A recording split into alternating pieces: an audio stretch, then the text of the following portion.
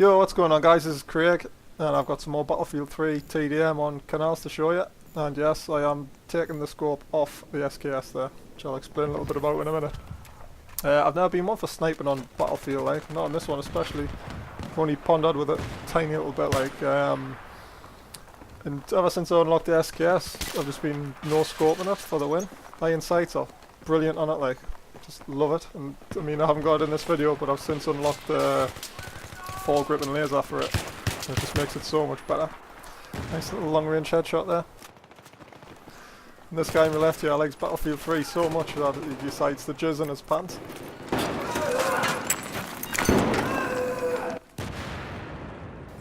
I heard that and I thought, what the fuck, is Sloth playing Battlefield or something?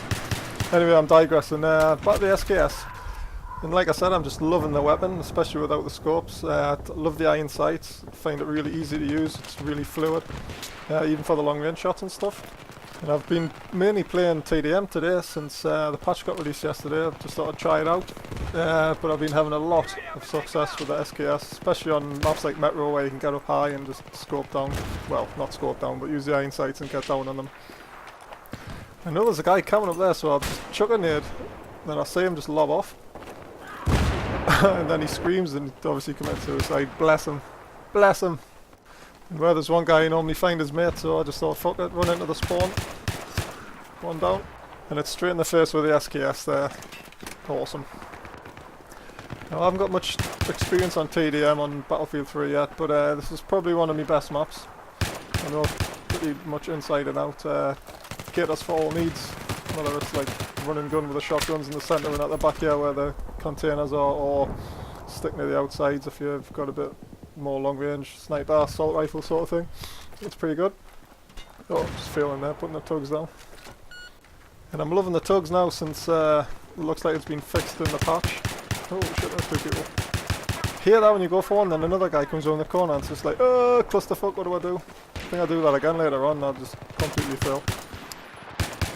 But yeah, the TUGS, I find it's working a lot better now since the patch, even though I'm just looking through the notes there and I can't even see anything about it on there, so maybe it was working in the past, but fuck it, wasn't working for me.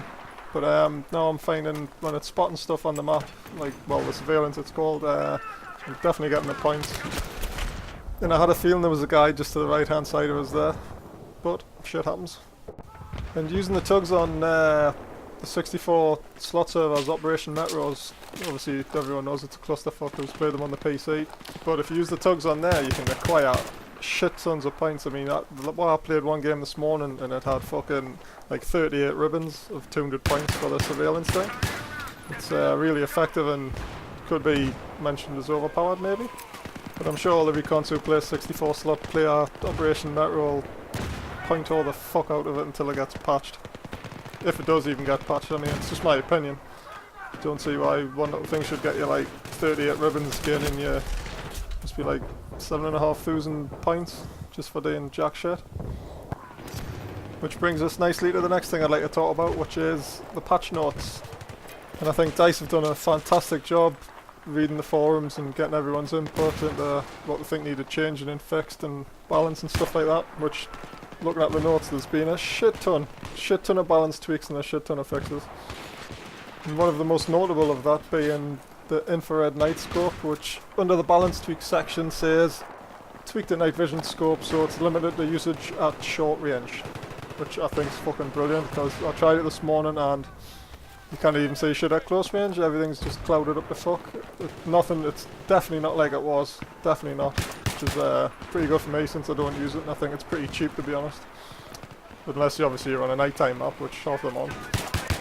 And another balance tweak they've done which will be nice for the recons out there, they've increased the time to live on sniper caliber rounds to allow for extreme distance shots, which I think was limited to 980 meters pre-patch.